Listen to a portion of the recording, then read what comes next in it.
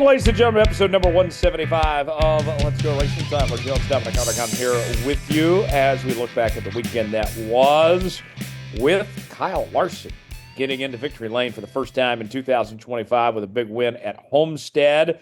We'll also look ahead to this weekend's race at Martinsville. We'll go over our news and notes, our mailbag segment at the end of today's show. Dominic Aragon joins me right now. Dominic, let's get right to it. Kyle Larson getting it done, getting in victory lane for the first time this year. Really good race on Sunday. Homestead's been one of the better tracks on the NASCAR circuit, and it delivered once again. Alex Bowman had a chance.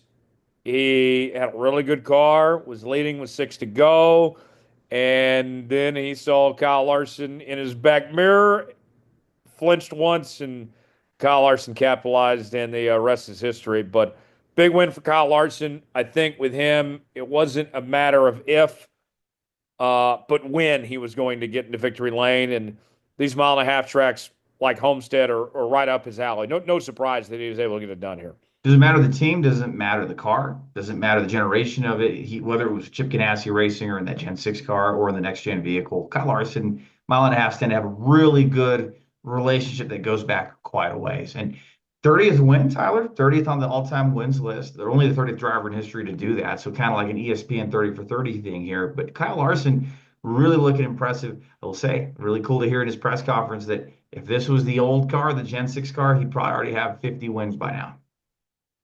Yeah, he was so good in that Gen 6 car, and he still has been good in this car, but just not as dominant in that sense as he could have been in the previous era. But you know, we talked about, I think, over the last couple of weeks, Dom, that you looked at what Christopher Bell was doing, and Hendrick had that win with William Byron at the Daytona 500. That Hendrick's time was going to come eventually. It was going to be here at some point, whether it was Byron or Larson or Chase Elliott or even Alex Bowman for that matter. And now here we are. It was a bit of a gap, but Hendrick finally gets back in victory lane here. And the way that Alex Bowman ran as well, I would think that all of Hendrick Motorsports, Rick Hendrick, Jeff Gordon and company, they got to be feeling pretty good that there's more wins coming beyond just Kyle Larson at this point. That I think that they have reason to believe that all four of their teams will be in the playoff this year. And when you have all three or all four of your teams taking up the first 6 points, or first 6 positions in points, rather, really, really strong start to the year. It's a really envious spot to be if you're the competition. You have 2 wins of the first 6 races. Chase Elliott running as good as ever. Alex Bowman, too, Tyler. What is it going to take? We've talked about this, and we've talked about this off air before we came on, but what will it take for Alex Bowman to finally get the respect that he deserves at Hendrick Motorsports? Jeff Gordon says he's the guy. Alex Bowman's got a long-term deal here at Hendrick Motorsports, but he just does not get the respect. Is it the fourth car? Is it something else? Is there a chip on his shoulder? What do you observe from afar on this? I think the thing with, and I like Alex Bowman. I've interviewed him multiple times. I've known him a long time, and you have too. I have nothing but respect for Alex Bowman. Yes. And we've talked on this show before about the pressure on Alex Bowman, that he was under a microscope, especially last year.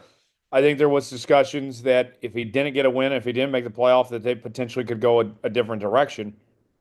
But he delivered at Chicago, winning at the street course, and made the playoff. And now here he is. And I think the frustrating thing is that Alex doesn't go out there and dominate. He'll win some stages. He'll run up front. He'll get the top fives. He'll get the top tens. But he doesn't dominate like Kyle Larson does, like William Byron does. But statistically speaking, Tom, I know you know more the numbers than I do. If you look at the last 3 years, he's been equal to, if not better than Chase Elliott. And he has the season with 4 wins in the Cup Series. That's where half of his wins came from several years ago. So he's shown that he can run up front and that he can win races. I think just the fact that he doesn't dominate kind of gets him, pushed to the side, forgotten about in that sense. And I don't know, Dom, if Alex Bowman is ever going to be a champion in the NASCAR Cup Series. I think it's it's more likely now than ever before with this format. Um, as long as you're one of the championship four, you got a shot, and then one race, maybe some luck happens and you could potentially win it. But I think that's kind of the thing that with Alex Bowman is that he doesn't go out there and dominate, but he runs consistent. But you also have to think about this perspective, I would say, is that traditionally speaking in this sport, you look at teams that have been these 4 and 5 car operations. Typically, there's one car in that mix that doesn't run as good as the others. And for Alex Bowman, like, let's put it in a historical sense. Okay, how does he compare to the fourth car? Well, he's way better than what Brian Vickers or Casey Mears or those guys were at Hendrick Motorsports. He's just as good, if not better, than what Dale Jr. was at Hendrick Motorsports. I think he's doing just fine. If we simmer expectations and say, okay, maybe he's not going to win a championship, but is he on as the fourth car? I'd say, yeah, he's doing just fine. If you're, and he's making the sponsor happy too. Ally's very pleased. As long as Ally likes him there and he continues to run up front and win a race or two every year to make the playoff, I don't think Alex Bowman's going anywhere. And I think it's great that you brought up the last 3 seasons. If you go back to 2023, if you had to guess, how many victories does Chase Elliott have? He's got like one, right? And how One or many does two. Alex Bowman have? He's got one. Correct. It's head to head. It's even. It's dead even. Now, Chase Elliott's got more laps led. But Alex Bowman, as of late, Tyler, I feel like if you're picking a driver to be more bullish on and another driver to be bearish on, you got to be bullish on Alex Bowman. How can you not have momentum? The guy with the most top tens in the season so far. I know we're early. It's a very early season, but it seems like we see Alex Bowman in that strength at the beginning of the year and when it comes time in the playoffs. And 8 victories, all behind the wheel of a Hendrick Motorsports vehicle. He's doing something right. He's been with the team now 7 full-time seasons. And when you look at the numbers, you're right. He's not leading laps. He's not 500 laps led a season. He's not going out and leading the most laps in events. But what is promising, we're 6 races in, Tyler. He's led 62 laps this year. His grand total for 2024 was 67 laps led, 89 laps led the year before, not even the century mark. But it looks like he's very easily going to eclipse that. I wouldn't be surprised if we're looking at a career here from the 48 team. Maybe this is early. Maybe that's bold to say. I know he had 4 wins in 2021, but another career year of sorts in the stats columns, in the running up front. It's a new Alex Bowman. I think the team's racing with that chip on the shoulder after being disqualified from Charlotte in October. I would say this, Dom. Tell me if you agree with me on this. The standard, I think, for longevity in NASCAR at the cup level, it's a real simple formula in my book. And I've thought this for a long time. If you win a race and you make the playoff, and then assuming funding's there, you're not going anywhere. Now, it's easier said than done, for sure. But if you run all 36 races, get one average 1 win a year, and make the playoff, you're not going anywhere. That's all you need to do.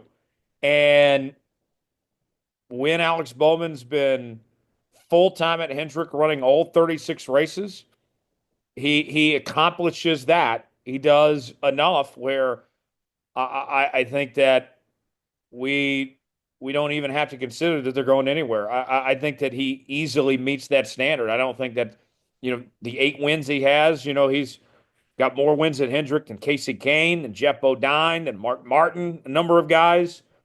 Like, he does enough. I think that's the standard, and he's meeting the standard.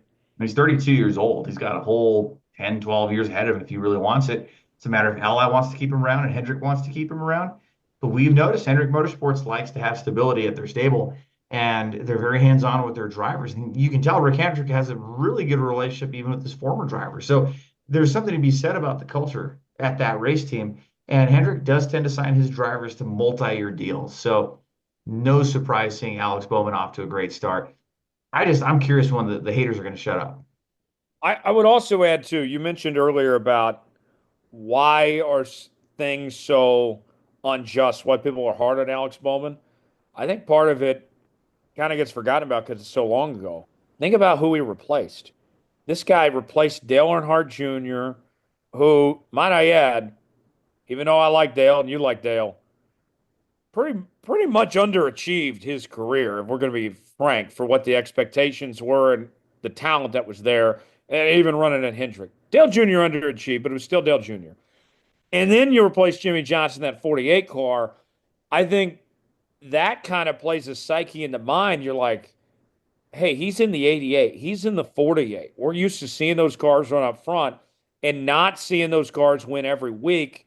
That gives this kind of false state of mind, this false state of hope of what the expectations really are. Yeah, you're right, especially when you've had pressure. I mean, even before Dale Earnhardt Jr. was having his replacement with Alex Bowman in 2018, Bowman was the fill-in guy, him and Jeff Gordon, who came out of retirement, split the schedule in that 88 car in 2016. So there's always been pressure in Alex Bowman's corner, but I think they have put that pressure on him too, probably internally because they know he can live up to it. They know the talent. When he ran at Tommy Baldwin Racing, he wasn't a factor. But I think it was very impressive, Tyler, was seeing him in that Rab Racing Toyota in 2013, the Xfinity Series. He goes out and wins the pole at Daytona. Again, that might be a distant memory for a lot of race fans, but him to overachieve in the equipment that he has or has had in his career, I think doesn't go unnoticed. You hear it a lot too from, I think, Denny Hamlin, Brad Keselowski. You can tell the drivers that really have talent because it's very impressive. You can go take a car that maybe runs 20th and make it run 15th or 10th and stay out of everybody's way. One more note I want to bring up on this weekend before we move on here. I got to talk about the TV ratings for a Yeah. minute. Um, my buddy Brett Alper, friend of the show, he and I were talking about this the other day. NASCAR always finds a way to win. NASCAR always wins when it comes to the motorsports battle in the U.S. Yes. And there were some fans that kind of took it personal that IndyCar got to be on Big Fox and NASCAR was stuck on FS1. And I know it sucks, especially for people that don't have cable. Believe me, I understand. I feel you. Cable TV is not cheap these days. But as frustrating as that was, it is a compliment to NASCAR because the reason why it was on FS1 is people will pay to watch NASCAR. They won't pay to watch IndyCar. And so Fox was doing what they could with both races on the same time to capitalize on the best ratings they could get combined for the two races. NASCAR gets 2.4 million, not bad for an FS1 race. Also got NCAA tournament basketball going on at the same time as well. Got some golf action, plenty to compete with. Still put up a 2.4 rating. IndyCar only puts up 750,000 on Big Fox Network. And then IndyCar, their broadcast cuts out. They have to go to the NASCAR race. And so all these IndyCar fans are like, what the hell is going on? Why am I watching NASCAR right now? It's like, haha, suckers. Uh, you know, you're gonna you're gonna watch stock car racing and you're gonna enjoy it. It's better than what you're having to watch with IndyCar. So that was hilarious. But then the numbers coming in too. I mentioned the 2.4 that NASCAR got, IndyCar 750,000.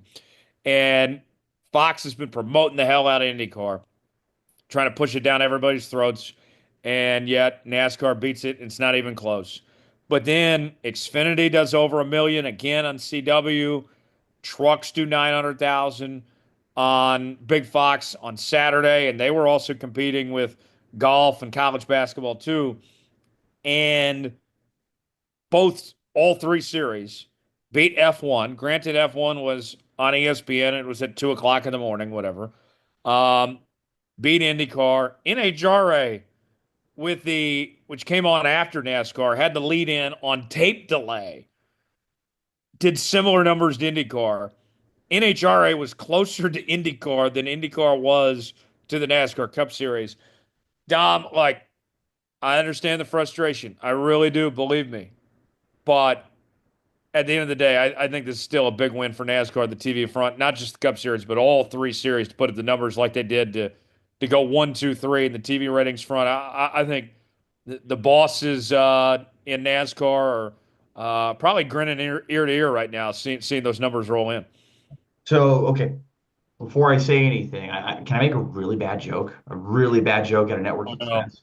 Oh no! Really bad joke here. So, like the Dolphins would win or the Patriots win by 50 and Bill Belichick or Don Shula would still find a way. It's like, well, it could have been better. It could have been more. Maybe those Xfinity numbers could have been better if all the CW networks were running all the races. That is true. So that could have been an even bigger W in the column there for NASCAR. And Yeah. to be fair, I'm all joking aside, I don't know if there were any networks or different markets this week that didn't carry the races or had any cutouts like we had seen early on in the year. That seems to have been kind of taken care of. But I joke with that, Tyler, that those numbers in Xfinity could have even been higher potentially. Yeah. Yeah. What's your thoughts on the Cup side just dominating the way it did, even being on FS1? Well, you can really try to have a great marketing campaign. You can have a great message, but at the end of the day, people are going to go with what they like. You can have whatever product you're trying to sell, they're going to go with what they enjoy best. And I think that ratings that dropped earlier this week shows that motorsports fans like NASCAR. Formula One's a growing demographic. Adam Stern had a great piece in the Sports Business Journal this week talking about how F1 is growing in that 18 to 49 demographic. Now, granted, it's a wide demographic, but in the US, that demographic is growing. And I believe the F1 numbers have doubled compared to that race last year. So you look at those numbers, you look at Formula One's ever growing presence. Will it overtake NASCAR someday? Maybe, maybe not. If it does, Long ways to go, though. it's going to be a long time off. But the fans spoke, Tyler. Those are very overwhelming numbers, especially when you have it harder to find NASCAR on Fox Sports 1 versus IndyCar, which is on cable. That's a tough sell. I think if you're an IndyCar official, if you're an executive there, you're scratching your head. If you're a NASCAR executive on the TV side or how all those deals go down, you're probably rejoicing behind the scenes. Yeah. I mean, NASCAR, the numbers so far this year, they they are only second to the NFL right now. They're beating the top, college sports and NBA and MLB and all that. Like, I would think too, this was kind of a great unknown, Dom, this year, the TV realm of, hey, you only have 9 races on network TV, and then you got a bunch of races on cable, and then you got some exclusively streaming with Prime and all that. I think after this weekend, you have enough dedicated of an audience that are going to find a way to watch you one way or the other. The NASCAR's going to be feeling pretty good about the rest of the year with this uncertainty of just what it's going to look like of these new networks and these new platforms, that they're still going to get solid numbers, that they still have a loyal audience that will watch them wherever they go. Tyler, I know you would have even more of an insight on this and give us that little inside baseball here. But if you were a NASCAR executive or if you're working in the NASCAR industry and be privy to a lot of the information on the broadcast side and have a lot of pull on this, how much is there dreading going on before the ratings dropped this week, knowing that head-to-head situation was going on? As an executive, even for both sides, what are you thinking? What are you feeling? What is the pulse of the room with everybody behind the scenes? Well, I think because the numbers had been so solid going into this week that they felt pretty confident. And I think they probably got really confident when IndyCar cut out. And before before Fox even went to the FS1 coverage, there was probably already IndyCar fans flocking over to FS1 to find something else to watch of the NASCAR race too. So I would think they probably had a good feeling. And then when they saw the final numbers drop, like, all right, we're still the kings in town. We Exceeding still, expectations. yeah, we still own this bitch. This is still ours. So, yeah, I think NASCAR was feeling pretty good going in, and they're gonna like the numbers, and it's a competitive time with college basketball going on, with the March Madness and all, and NASCAR still holding their own here. So that's all very good. Uh, NASCAR's not gonna have another race on network TV till Talladega, which is still several weeks from now. It's gonna be a lot of FS1 races from here. So we'll see where things go from there. But yeah, certainly some exciting stuff on that front. Dom, let's talk about Martinsville, the paperclip. Um, First, no option tire and no more option tire the rest of the year.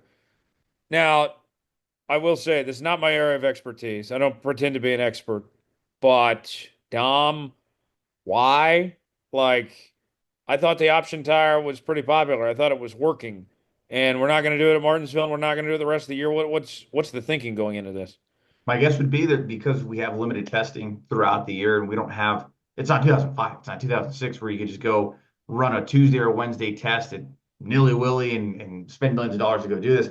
I think we did see somewhat of a test session at Phoenix. Like we saw at Richmond last year, and these tire compounds that can be used for races down the road. And I think NASCAR's, again, my only speculation here as an outsider trying to look in, would figure NASCAR doesn't want too many wild card races because Phoenix kind of did turn into a little bit of a wild card situation where you have varying strategy, but I think NASCAR wants these races to play out as naturally as possible with one tire setup, but they're not afraid to try these from time to time to see if maybe we get a better tire. And I think the thought was that tire that you saw at Phoenix, that softer compound, it's faster, but it wore down quicker. Maybe that's the tire that NASCAR goes with for the championship race, but certainly a way to test things in real time. I think that's why you're not going to see this because, again, NASCAR doesn't want to see too many wild card situations. You want to let these races play out the way they're supposed to.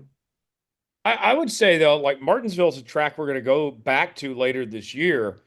You mentioned like a real-time test. Wouldn't now be the time to try it? And then if you don't like the results or if it doesn't work, then you don't do it the second time you go back to Martinsville? See, that would make sense because it's the regular season, it's early on. Yeah, that would, if you're going to do it, yes, this would be the time to do it. But maybe NASCAR feels they got enough data from Phoenix, or they're just not wanting to mess with it too much and just kind of see how things play out. Maybe they want to see the current setup that they have set up and if there's going to be more wear and tear on it. We know that the next gen vehicle didn't produce the best short track racing in 2022, but it seems like that is correcting itself as time goes on, right as anything. There's human element, there's human error to things, and things will just get better over time as we learn from mistakes. So with that said, you mentioned the next gen car does not have a great track record on short tracks. Certainly been the weakest element, I would say, of the next gen car has been the short track program.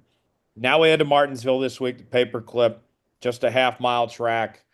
And one thing I think about too, I was listening to Kyle Busch on Kevin Harvick's this past week, and he said that when he was racing back in the day, if he screwed up or whatever it may be, that other drivers would, the veterans would hold them accountable, and that they'd teach him a lesson. And he remembers like going to Tony Stewart's holler and Tony getting his attention and all that, and he said that hey, basically you can't do that anymore. That these guys are aggressive, that there's no give and take anymore, none of that. And what I would say, Dom, in defense of the younger drivers, I think part of it has to do with the result of what this car is because it's so hard to pass in the short tracks that you're going to see these young drivers be aggressive and making moves because they kind of have to. The veterans like Kyle Busch may not like it, but I mean, if you're going to try to run up front and the car is not passing, you got to take matters in your own hands. You certainly do. And Carson Hocevar is a great example of that at Atlanta. And what was his quote? The quote of the year, Tyler? We're not here to be in a boy band and love each other. We're here to race. We're here to win races. And hey, the passing of the old guard to the new guard going on in the Cup Series, the next gen vehicle presents a lot of opportunity for a lot more parity. Parity we haven't seen since the 1990s. And I've been preaching that on this podcast since we've been talking about this vehicle.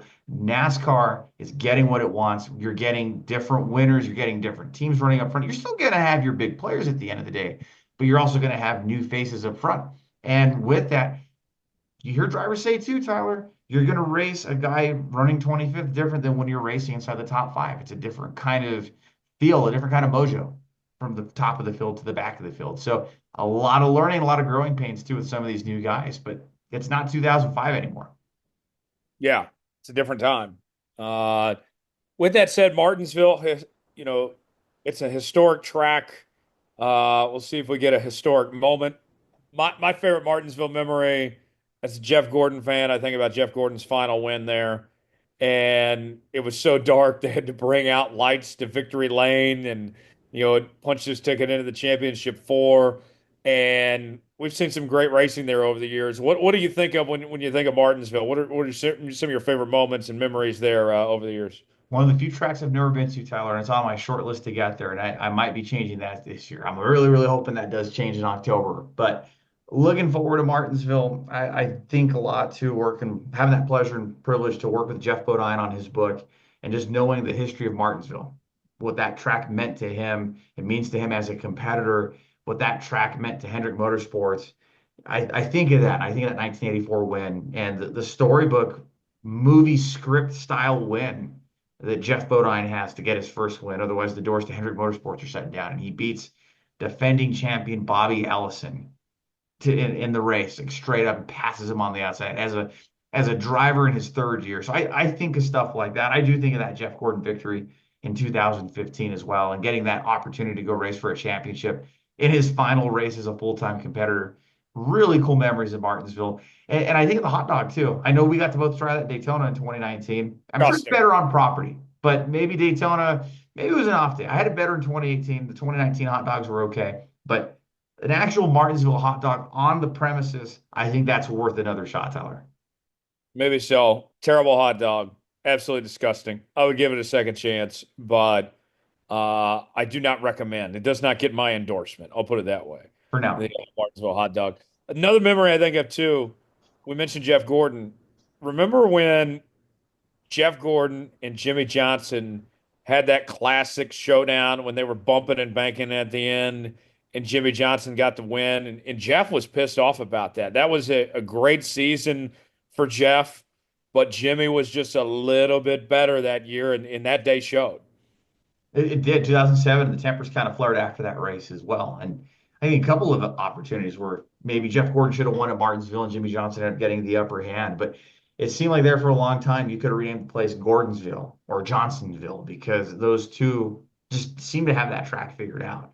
I remember hearing a cool story about Jimmy Johnson. I think in his rookie year, 2003 or 2004, he was not good at Martinsville early on. That stat sheet would show that. Tony Stewart laps him. He ends up getting behind Tony Stewart. And he's like, oh, that's where Tony's doing this or doing that, breaking points, entering corners. And he was able to follow Tony Stewart in line. That changed his Martinsville perspective going forward. Yeah. Yeah, that was awesome. Let's get to our news and notes, the top headlines around the sport. Dom, where do we want to start? Let's start with the father-son duo. Now, we're not talking NASCAR Cup Racing or Xfinity, but maybe we'll see something like that down the road. But Kyle Busch and Brexton Busch are going to get the opportunity to go head-to-head at Millbridge Speedway in Charlotte this upcoming week. So at the time of the taping of the show, Brexton and Kyle announced on Monday, March 24th, that the two are going to be running 600 winged and non-winged micros at Millbridge, and the two are going to have the opportunity to go head to head for the first time. So certainly exciting, maybe a glimpse of what the future could look like. Kyle has said that he would like to step down and have Brexton race his truck. But oh yeah, Tyler, he doesn't have Kyle Busch Motorsports anymore, so they'll have to come up with another plan there. But certainly going to be really cool to see Kyle and I'm sure Brexton on the Spire same would track. gladly put him in a car. I'm sure Spire would gladly put him in a car. Oh, absolutely. Yes, yes, yes. And the two would get a And chance to do Richard Childress already said he signed Brexton to a futures contract too. So that. there are plenty of opportunities waiting for Brexton Bush whenever he does make that call up. Let me say this first off, Dom. Uh, for all the yahoos on the internet that were bitching about this announcement, saying, because Kyle put it out there on Sunday night. He's like, "Hey, I got this big announcement coming tomorrow, 1851, my two numbers, and you'll see what it is." And people were complaining, like, "Really? He did all that hype just to announce that he's racing against his son and micro midgets race?" I mean, what did you think it was? It's April. Did you think he was announcing he was leaving RCR right now or something? Or, like what do we expect here? Like, calm down. Like, everybody take a chill pill for a second. This is the type of announcement I expected. So I am not mad at Kyle Busch one iota for making this announcement. No. But with that said, Brexton and Kyle, I'm excited for them. I have enjoyed, Dom, seeing this side of Kyle Busch of being a dad and coaching up his son. And part of me too, like I mentioned, I listened to Kyle Busch on Harvick's podcast, and he said that he was getting on to his son because his son was complaining about his car and that it doesn't want to turn right and all this. And he said, "Son, you got the best equipment money can buy. It's not always about the car. Sometimes it comes down to the driver." And that got me thinking, Dom, like, wait a second. You mean to tell me that Kyle is dealing with a bratty kid that's a little spoiled and a little too big for his britches. Where does that sound familiar? Oh yeah, that's right. Kyle Busch. Takes one to know one. I like Kyle. I do. But we saw what Kyle was like in his younger years. He was he was a brat. He was a bit of a monster. And now he's raising one that's just like him. I love seeing Kyle dealing with a taste of his own medicine here. He's just getting started. Brexton's going to be around a long, long time. So, we're going to see that evolution of Kyle Busch. Well, we've seen the story arc too, where Kyle Busch has gone from this hated driver and this villain in the NASCAR Cup Series to loved. I tell you, maybe it's biased because it was Las Vegas, but I was there shooting photos, driver introductions ahead of the Las Vegas race. And those are some of the loudest cheers I've heard for Kyle Busch in a long, long time. And I can't say I've just heard that at Vegas. I've heard that at Phoenix. I've heard that in Texas. You can attest to that at Texas Motor Speedway Yes. too. Kyle Busch wouldn't have gotten cheered 3 years ago, and here he is getting cheered. I think people feel bad for the way things ended at JGR. And he's in a Chevy now. He's running for Richard Childress. Um, I was listening to Shannon Spake talk about this a few weeks ago, and she said that I'll be honest, like we're rooting on Kyle to win. And I think a lot of people feel that way. It's been too long. That day is coming. He's going to get a win, I think, this year and get back to victory lane. I feel like he's in a bad situation at RCR that they're not doing much to help him out right now. But when he does eventually get that win, and it almost came in Coda a few weeks ago, I think that's going to be great for the sport. I think that a competitive Kyle Busch, a guy that can run up front, that can win races, I think that's only going to make things better. And I think people want that. I think this next chapter of Kyle Busch, towards the end of his Cup career and, raising his son and transitioning his son to stock car racing, I think Kyle Busch is going to gain a lot of fans these next few years, people rooting him on in this next chapter here. He certainly will. I think that's spot on where Kyle Busch is at in his career. He's in the twilight. He's got more races behind him than he has ahead of him. I remember how high you were on Kyle Busch in 2023 to make the championship four because he had the 3-win regular season. Things looked so good, and he's come close. He almost won twice or 3 times last year. He came within what an inch of winning Atlanta. Yeah. Almost wins Darlington. Almost wins Daytona. So winning fixes a lot. We talk about how you win, you continue on. If Kyle Busch were to win in the next few weeks and grab a multi-win season by the time we get to the summer, you betcha he's re-signing at RCR because it's a recency bias. That's what it's going to come down to. If things are going great, why would you want to leave? Yeah. But if they aren't, if he's running well, but his team is holding him back, there will be plenty of suitors that'll be interested in these services of Kyle Busch. Absolutely. Um, he'll have options potentially. I don't think he's the problem at RCR right now. Maybe he's not the same driver he was a few years ago, but he's still really good. I think that equipment is kind of holding him back, but we'll see how things go. What else we got? Speaking of equipment, and we'll go to the same camp there with RCR, Austin Hill is going to be running a 5-race deal in the NASCAR Cup Series. Austin Hill typically runs in the NASCAR Xfinity Series for Richard Childress Racing. Team announced on Monday, March 24th, that Austin Hill and the number 33 team are going to be piloting for 5 races starting at Darlington on April 6th. Some of the other entries that include the street course at Chicago, July 6th, Daytona in August, Bristol in September, and Talladega in October. And this was a team that did not enter the Daytona 500. But Austin Hill, Tyler, are we looking at a career Xfinity guy that just runs occasional Cup races, or is this the sign of something bigger? He's got to move up the cup at some point. I mean, I would take him over Austin Dillon right now, but also for Austin Hill's sake, it's unfortunate that he's not related to Richard Childress. So he doesn't have that going for him. Well, Nepo baby Austin there. And you look at some of the teams like Colleague maybe could be a fit for him next year. Right there within that camp, several others. I think eventually he makes the move up to Cup. I would think next year is the year. Austin Hill, I think of him, Dom, the nickname I've come up with him, he is a super speedway merchant. He dominates those super speedways. He's got something figured out there. He's got some Michael Waltrip in him, is who I see. And that might be a little diss to Austin Hill. I don't mean it that way, but he's so good in the restrictor plates and he's good everywhere else. But He excels at those. I'm not surprised that there's two super speedway races in that mix for him, but if he runs well, shows up, shows out, I would be surprised if he's not in a cup ride next year, I think.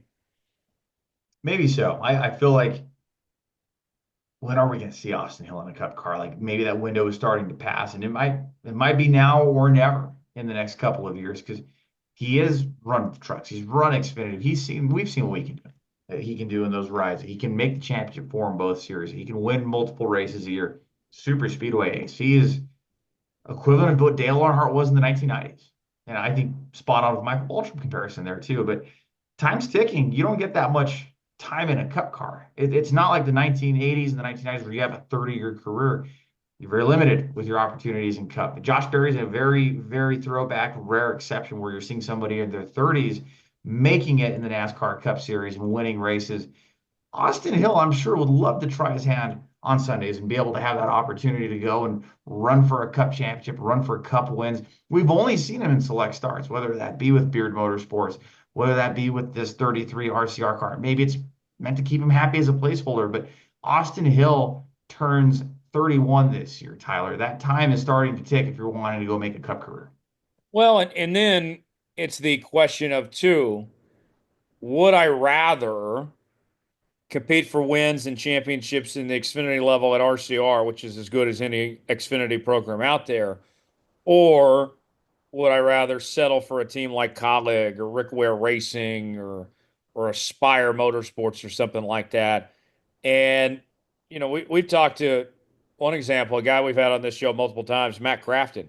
Matt Crafton's made it known. He's like, hey, I'd rather go out there and compete to win and run up front in the truck series than being a mid-pack Xfinity or mid-pack truck, cup team. And that might be what it comes down for Austin Hill. That might be a decision he makes, in the coming months, like looking ahead next year. Do I want to be with a middle or bottom tier cup team, or would I rather just keep a good thing going at the Xfinity level here with RCR? And that might ultimately be his decision potentially. And I've heard this too. Maybe there's some truth here, maybe there isn't. But when you look at maybe some of the broadcasters, you look at some of the drivers that run truck and run Xfinity, and I think a lot of people's goals when you start out, you do want to be in the Cup Series, but maybe you get used to or acclimated to where you're at. Maybe he enjoys having Sundays off. And I'm not meaning that as a knock on him or anybody that has made a career in truck or Xfinity or who does those parts of the schedule of the week, but maybe it is nice to have Sunday off where you go to Sunday brunch with your family or church or whatever commitments you have. Sundays off is a very, very desirable thing for a lot of people. Maybe that's part of the thing too. Maybe it's Maybe, not. maybe, who knows? What else we got here? Looking ahead to this weekend, it's the third weekend in a row, Tyler, that we're going to have all three NASCAR series on the track at Martinsville Speedway. We all know it's a very historic place. It's the only NASCAR points awarding race that is on the original schedule that has made it through 2024. Two races a year. We'll see this racetrack back for the penultimate race in October. But opening odds for the Cookout 400, Tyler, who do you got? What are you thinking? Oof. Who's the odds-on favorite without a lap being turned? And a lap being turned, the odds-on favorite. Ooh, this one's tough. I'll go Christopher Bell. I'll put it at 500. He's at plus 1100, and he's actually Really? seventh on the list. Yes. I'll That's give you another crazy. guess. I'll give you another guess. That's crazy to me. Did we forget he won three races? I think NASCAR odds makers have a short memory. All right. If it's not him, gosh. Is it what about Blaney? I know he's been running up front.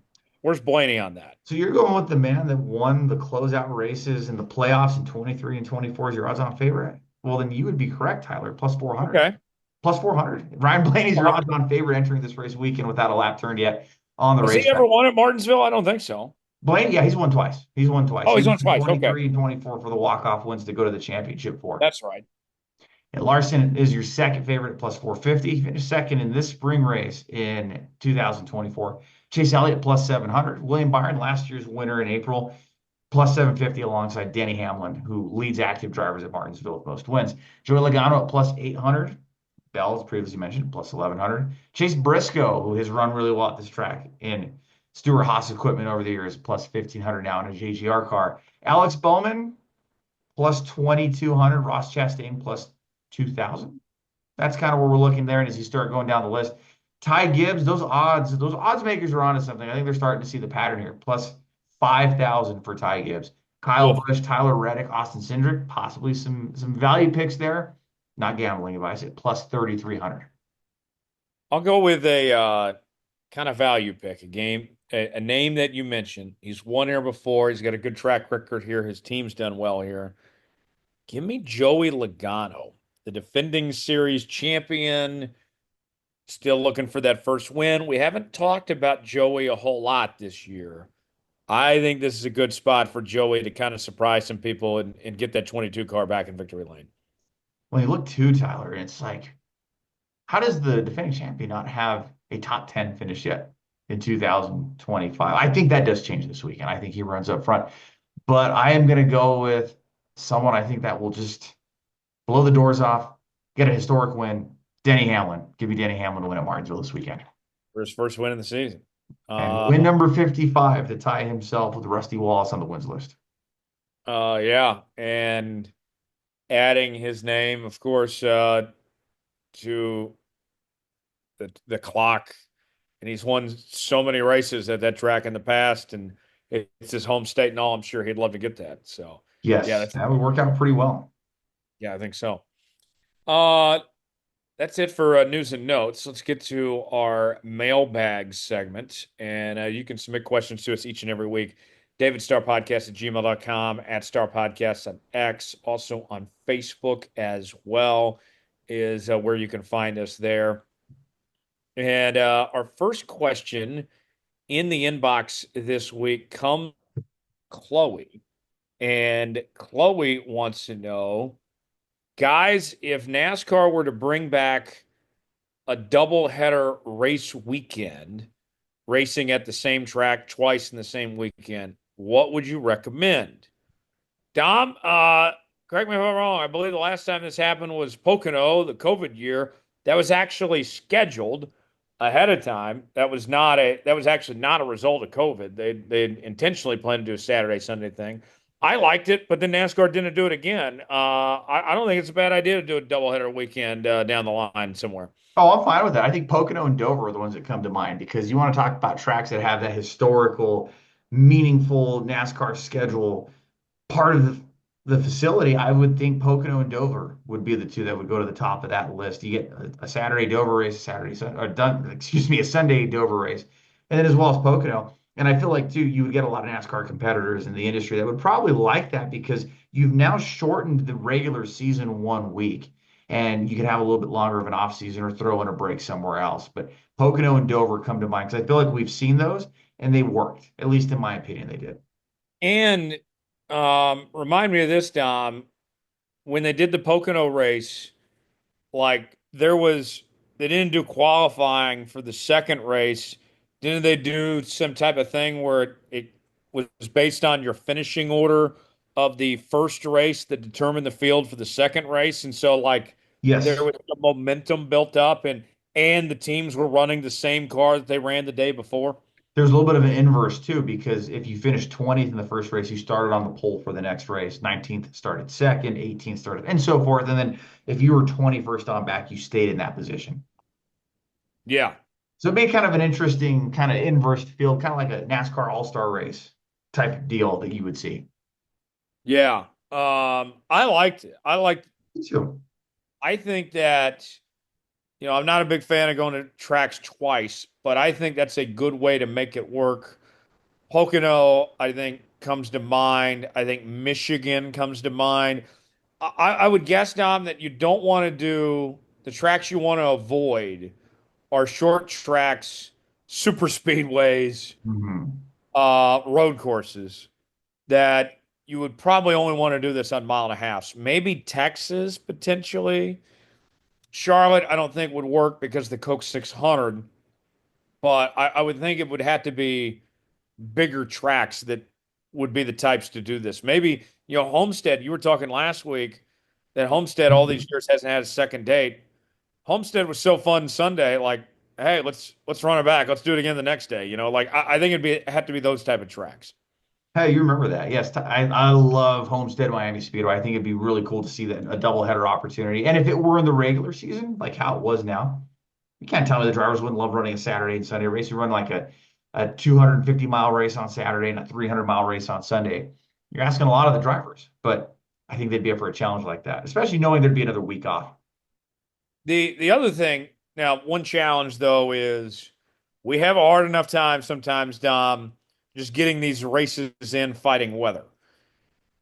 I mean, you would have to be very particular of where you put this in the rainy seasons and such, because the last thing anyone wants is Saturday and Sunday getting rained out, and then you got to run either two races on Monday or one on Monday and Tuesday. That's where it can be a logistics nightmare potentially. Yeah, that's not going to be a fun thing to. I'd hate to be in the NASCAR war room trying to figure that out and working with meteorologists and looking at past weather patterns. But yeah, you get it figured out though. You're going to head out of the park. Now, I'm adding on to the question that was asked, but I think, Tyler, if we had Wednesday races like how we saw during the pandemic, they were run out of necessity. But talking with old school drivers, I guess this is something that had been pitched to NASCAR in the 80s and 90s, but NASCAR really didn't care to do it. But would have been really cool to see that back in the day. We did see it out of necessity in 2020. Let's bring back some Wednesday night races. Yeah. Yeah, I would love it. SRX was fun, doing the Thursday Night Thunder thing for a while, and just give us a little something extra during the week. Even more truck and Xfinity races during the week, I would be a fan of, just to give us a little Yes. something, so we don't have to wait till the weekend for those races to hit us. But very good question. Thank you for that question there in the inbox. Next question in the inbox this week comes from Kelly. Kelly wants to know, who is an athlete in another sport that you think would be a good NASCAR owner? Now, that's interesting. We've gotten the driver one in the past, but an owner, Dom, that opens up a whole nother can of worms, because I'm already thinking about this. You got MJ, of course, owns a team. I don't know how many people know this. LeBron has an ownership stake in RFK Racing. Um, Floyd Mayweather had his team there for a bit. So we've already seen a few others, but um, one name that comes to mind, there's two names in particular. These guys are at the racetrack a lot. Okay. I run into both these guys all the time. Former NFL player Bernard Pollard, great guy, former Kansas City Chief player. He's great friends with Alex Bowman. He's heavily involved with the 48 team with Ally. I think Bernard, it wouldn't surprise me if he got in the ownership game. Alvin Kamara, the running back for the Saints, big ambassador, works with NASCAR. I could see him potentially getting involved in a team. Emmett Smith was involved with an Xfinity team for a while. We know about Terry Bradshaw and Troy Aikman. They had that Hall of Fame racing team with Tony Raines for a while, the Rain Man. Who are some other athletes? Because I would think, Dom, like step one, they got to be somewhat of a NASCAR fan of sorts. I didn't even mention the great Brad Daugherty, of course, as well. Owning Yes. Yeah. the JTG team as well. Yeah, and Roger Staubach involved in that Hall of Fame racing team too, the '96. The one, because he was my favorite quarterback of all time. I love Brett Favre as a gunslinger, and he did have that little deal. I think it was Jason Jarrett and Dale Jarrett with an Xfinity deal in the late '90s. Dan Marino had been involved in NASCAR Cup Series action with Jerry Nadeau with the 13 team when he Randy retired. Moss owned a truck team that David drove for. That's right. So there's a lot of NFL connections to the sport. Alvin Kamara would be an interesting one. I think when he's no longer on his NASCAR advisory council position, and he's very, very, very happy to tell people that he's a part of the NASCAR employment, that he's an employee of NASCAR. He We've has a seen NASCAR him hard at card. we've seen him quite a bit at races, Oh, actually. he's had a lot of races. So I feel like when that role is up, or if he wants to pursue ownership after his playing days, I wouldn't be surprised if we see that. There was another name too, and maybe you might remember, maybe it was Dexter McCluster or somebody in the early 2010s had come to some races because of Randy Moss and was very excited about maybe taking on an ownership role. I feel like there was a running back maybe for Tampa Bay at some point that wanted to enter the ownership role. So I think of names like that. If you're We, interested we in the didn't even sport, mention Joe Gibbs, of course. how can we forget Joe Gibbs, right? Shame on us for doing that. But certainly a lot of great names that could be a part of that. I think a lot of NFL fans a lot of NFL teammates. A lot of NFL team players would be really the ones to pursue. Jerry Glanville, too, Tyler, he ran truck races in the 90s. The kicker for the 49ers Super Bowl winning team in the 80s ran some K&N East races and now the ARCA East Series races in the early 90s. So certainly a lot of connections that you could pull from. And I would think too, the people that have been grand marshals over the years, I think, was it Derek Carr with the Raiders, was the grand marshal of Las Vegas a couple of years ago. You get the guys in, you get them once. More oftentimes than not, you hear somebody who's never been to a race, they go to one. More often than not, they become a fan for life. I got another name I'll throw out there for you. Not an athlete, but in the sports world. Chiefs GM Brett Veach is a huge NASCAR fan. I did He's not at know that. Kansas Speedway every chance he can get. If he can even make the race during football season, if he can work it around the Chiefs schedule, he's still there at that race too. Great friends with Clint Boyer. I was talking to him at the Super Bowl. I asked him, I said, who's your favorite driver now that Clint's retired? And he said, well, I visited the Hendrick shop recently and I've become a Kyle Larson fan. And I've on Kyle Larson now, and I got a lot of friends at Hendrick Motorsports. Uh, Brett Veach, to me, that would be an intriguing one too, if Brett Veach became an owner, because you've already been an NFL GM, you've already evaluated talent. Now, like you look at these pit crews, for example, Dom.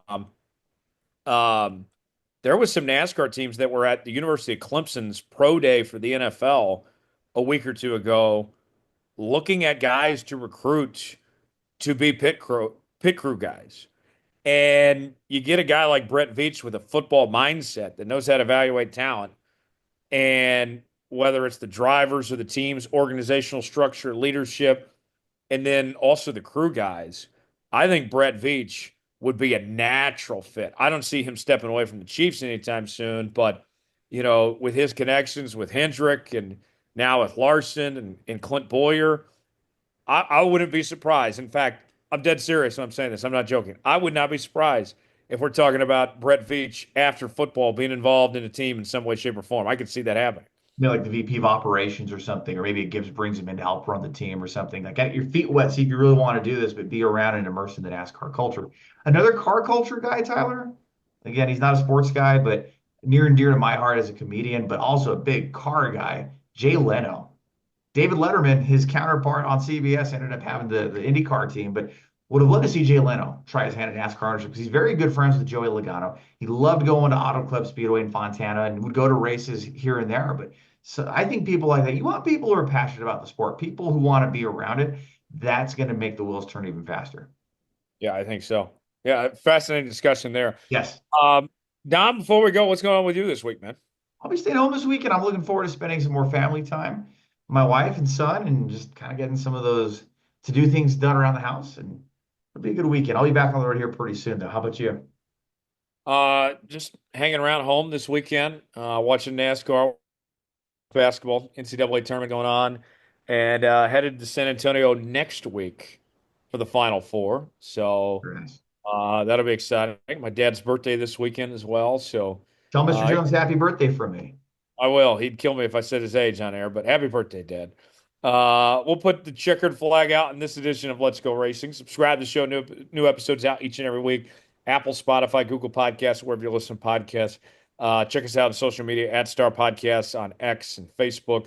And you can email us, davidstarpodcast@gmail.com. Check out this show as well as the Jones Report, Coach Bodo's podcast, and all podcast platforms, part of the Studio Soapbox Network. And we appreciate you all for joining us. For Dominic Aragon, I'm Tyler Gentleman saying so long. This has been another edition of Let's Go Racing. We'll see you next week.